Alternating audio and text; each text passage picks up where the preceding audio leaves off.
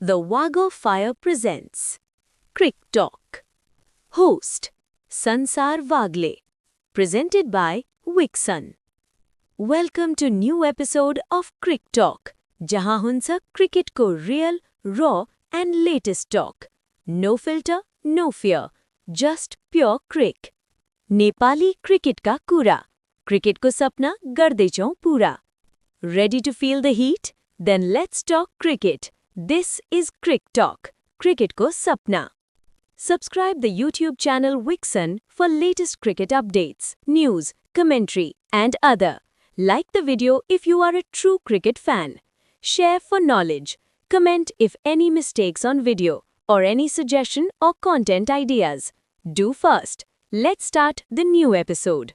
Nepal T20 विश्वकपमा तेस्रो पटक पुगेको छ। तर यो पटकको यात्रा सहभागिताको लागि मात्रै होइन, यो त गएको विश्वकपको निराशालाई पन्छाएर आफूलाई प्रमाणित गर्ने एउटा अभियान हो।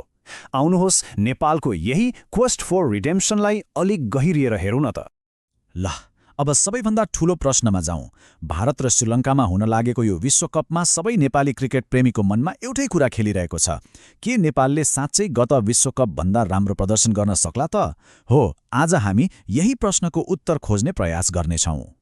नेपालको यो तेस्रो विश्वकप यात्रा कस्तो होला भनेर बुझ्न पहिले हामी एकपटक पछाडि फर्केर हेर्नुपर्छ।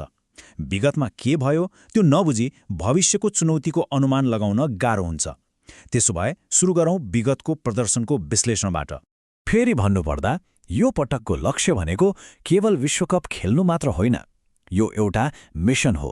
मिशन हो 2024 को त्यो नमिठो अनुभवलाई बिर्साउने अनि विश्व क्रिकेटलाई देखाउने कि नेपाली टोलीले साँच्चै प्रगति गरेको छ। यो नयाँ अभियान किन यति महत्त्वपूर्ण छ भनेर बुझ्न हामीले त्यो पुरानो घाउलाई एकचोटि हेर्नै पर्छ। आखिर 2024 को विश्वकपमा त्यस्तो के भएको थियो जसले सबैलाई निराश बनायो? आउनुहोस् त्यही कथालाई अलिकति केलाउँ। अब यो हेर्नुस् त, यसले नेपालको समस्यालाई एकै झट्कामा देखाइदिन्छ। एकातिर हाम्रो बलिङ कति शानदार थियो, सोच्नुहोस् त, दक्षिण अफ्रिका जस्तो बलियो टिमलाई जम्मा 115 रनमा रोक्नु भनेको कुनै सानो कुरा होइन। तर अर्कोतिर त्यही सानो लक्ष्य पनि पूरा गर्न नसक्दाको पीडा हो। यही नै टोलीको सबैभन्दा ठूलो टाउको दुखाइ बन्यो। र दुःखको कुरा, यो कथा बङ्गलादेश विरुद्धको खेलमा पनि ठ्याक्कै दोहोरियो। यो त एउटा निराशाजनक प्याटर्न जस्तै बन्यो। बलरहरूले आफ्नो काम एकदमै राम्रोसँग गरे, बलिया टोलीहरूलाई दबावमा राखे। तर जब ब्याटिङको पालो आयो, कथा फेरि उस्तै, उही निराशा। अवसरहरू बने तर त्यसलाई जितमा बदल्न सकिएन। त्यसैले मूल कुरा के हो भने यो 1-2 खेलको समस्या मात्र थिएन। 2024 को विश्वकपमा नेपालको कथा नै यही बन्यो। एकातिर लगातार उत्कृष्ट बलिङ अनि अर्कोतिर महत्त्वपूर्ण क्षणमा चुक्ने ब्याटिङ। यही एउटा कमजोरीले पुरै अभियानमाथि नै प्रश्न खडा गरिदियो। ल विगतको कुरा त भइहाल्यो, अब अगाडि हेरौँ। यो पटक त्यो पुरानो कथालाई बदल्न नेपाल सामु कस्ता तयारीहरू छन् र कस्ता नयाँ चुनौतीहरू तेर्सिएका छन् त? विश्वकप अघि टोलीले श्रीलङ्का र भारतमा केही अभ्यास खेलहरू खेल्दैछ। श्रीलङ्का ए र मुम्बईको बलियो टोलीसँग खेल्दा अनुभव त पक्कै मिल्छ, तर यहाँ एउटा गम्भीर प्रश्न उठ्छ। के यति तयारीले विश्वकपको त्यो ठूलो दबाव र विश्वस्तरीय टोलीहरूको सामना गर्न साँच्चै पुग्छ त? अनि यसपटक अर्को एउटा एकदमै नयाँ चुनौती पनि छ, मैदान। नेपालका सबै समूह चरणका खेलहरू मुम्बईको चर्चित वानखेडे स्टेडियममा हुँदैछन्। यो मैदानमा नेपालले पहिलो पटक खेल्दैछ अनि यहाँको पिच ब्याटिङ र फास्ट बलिङका लागि चिनिन्छ। यसको सोझो मतलब के हो भने सबैको नजर फेरि एकपटक नेपालको ब्याटिङमाथि नै हुनेछ।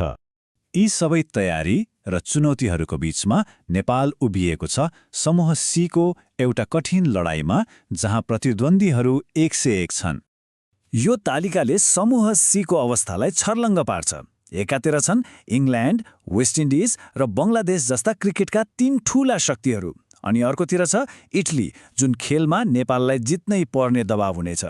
इङ्ल्यान्डसँग त पहिलो पटक ऐतिहासिक भिडन्त हुँदैछ, वेस्ट इन्डिजसँग विश्वकपमा पहिलो भेट र बङ्गलादेशसँग पुरानो हिसाब किताब मिलाउनु छ। यो समूह साँच्चै रोमाञ्चक देखिन्छ।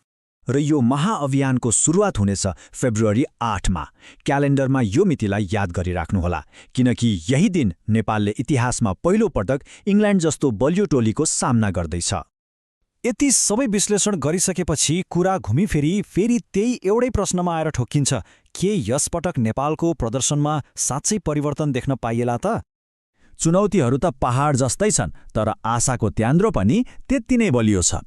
किनभने टी20 क्रिकेटको सबैभन्दा राम्रो कुरा नै यही हो, यो अनिश्चितताको खेल हो। यहाँ कुनै पनि दिन कुनै पनि टोलीलाई कमजोर वा बलियो भन्न सकिँदैन, पासा पल्टिन बेर लाग्दैन। अहिले सारा देशको नजर र आशा नेपाली टोलीमाथि छ। सबैको एउटै कामना छ, के टोलीले बलिङ र ब्याटिङ बीचको सन्तुलन मिलाउन सक्ला, के यो विश्वकप एउटा चमत्कारिक प्रदर्शन र विगतका गल्तीहरू सुधार्ने एउटा यादगार कथा बन्न सक्ला। र अन्त्यमा यो प्रश्न सबैका लागि, विगतका अनुभव, नयाँ चुनौतीहरू र समर्थकहरूको आशालाई हेर्दा के नेपालले यो पटक साँच्चै एउटा फरक र सुधारिएको प्रदर्शन गर्न सक्ला जस्तो लाग्छ? नतिजा जे भए पनि यो यात्रा भने पक्कै पनि निकै रोमाञ्चक हुनेवाला छ।